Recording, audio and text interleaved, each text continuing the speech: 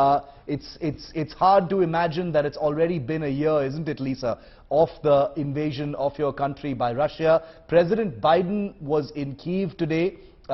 Your thoughts and your perspective on this visit by the U.S. President, on a day like today, Lisa.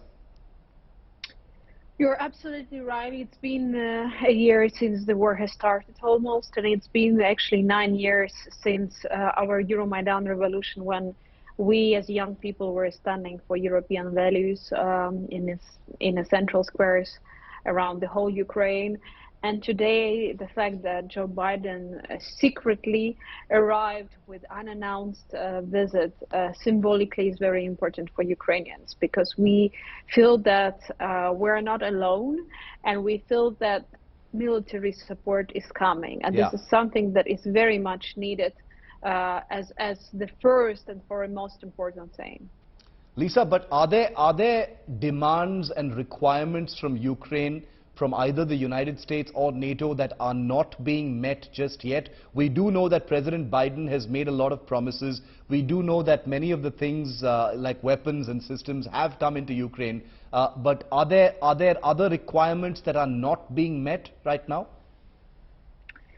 You know, last 3 days there was a Munich security conference where I was present, and this is exactly what we were discussing there. And the answer is, if it was enough, then the war would be over. So it means that it's not enough, and we need to keep fighting for protecting our freedom. But not only, we also need to make sure that the Russia will not be attacking again, and that requires a lot of efforts of the united world. And I'm really asking also for Indian help and the help from Indian government and Indian society. We really need your support also, and we are very grateful when you provide such support. It's very important for us. Can you tell us what the current situation is in the big cities of Ukraine, Lisa? Here on India Today, we covered the Ukraine conflict for well over 3-4 months last year. From February all the way till July, it was our biggest story here, especially in the Indian media.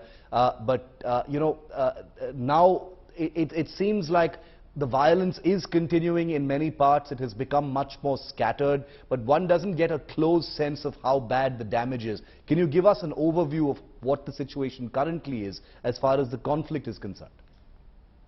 Situation in the east and in the south is very hard. There are a lot of deaths and killed people, and destroyed villages, destroyed lives, destroyed infrastructure, destroyed roads, destroyed factories, destroyed farms. But not only in the east or in the south, but in the east and the south, this is the most dramatic parts at these days. I mean, the recent days. Life in Kyiv is very special, because in some way the life goes on, but in another way there is no electricity most of the time, there is no heating, there is no water in most of the buildings. There are special schedules, and many of us, including me, we are not actually able to live in our homes where we used to live, because there is simply no electricity there, and when there is -10 outside, it's very hard.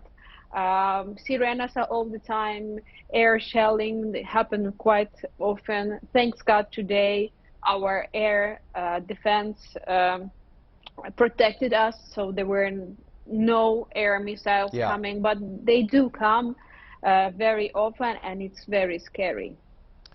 Lisa Yasko, stay safe. Thank you very much for your perspective here on India Today. We will continue to track all events through the anniversary of this terrible event that continues to fester in your country. Thank you, Lisa, for joining me here.